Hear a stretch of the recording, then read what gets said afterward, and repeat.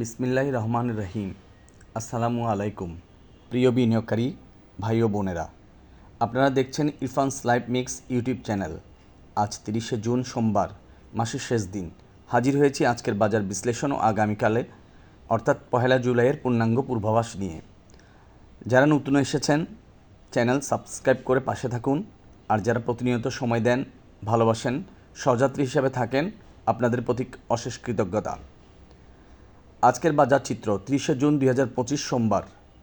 আজ আমরা দেখেছি বাজার হালকা কারেকশন, কিন্তু কোনোভাবে আতঙ্কিত হওয়ার মতো নয়, বরং এটি একটি স্বাভাবিক ও স্বাস্থ্যকর প্রফিট টেকিং পর্যায়।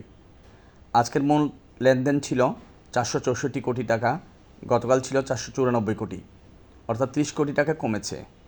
বুলিশ স্টক 130টি, বিয়ারিশ স্টক 204টি, স্থির ছিল 65টি।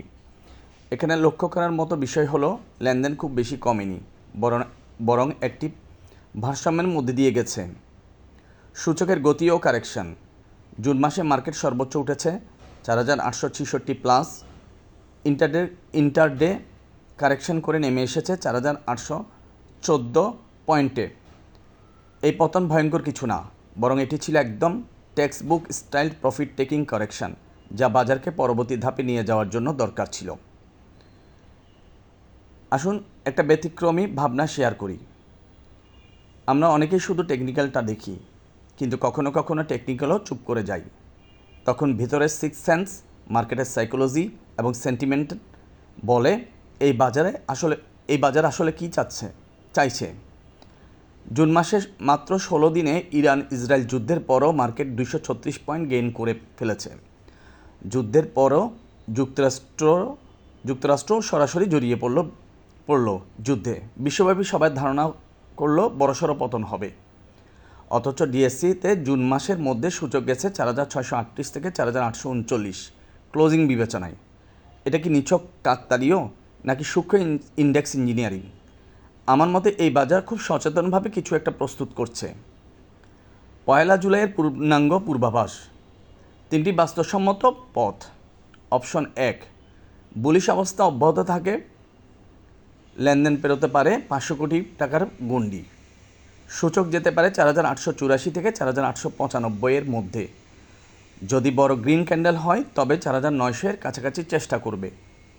অপশন 2, বাজার ছোট গতি বা স্টেবিলিটি দেখায়।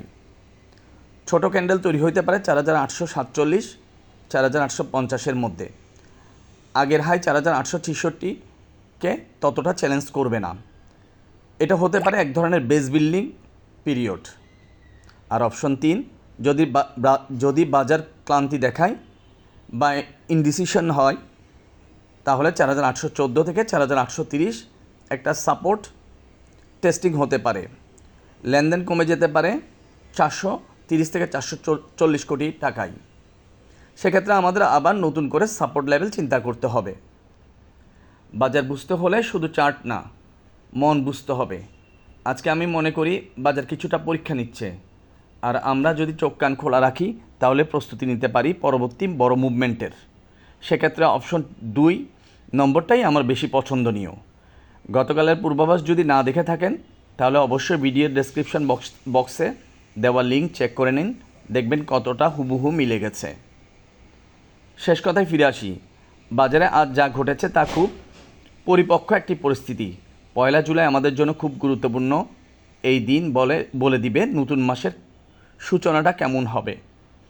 যারা ট্রেড করেন সাবধানে ও কৌশলী হন, আর যারা বিনিয়োগ করেন আপনাদের জন্য এখনই সময় বাজারের ছন্দ বোঝার। আপনার মতামত দিন, কমেন্টে জানিয়ে দিন আপনার চোখে বাজার কেমন দেখেছেন।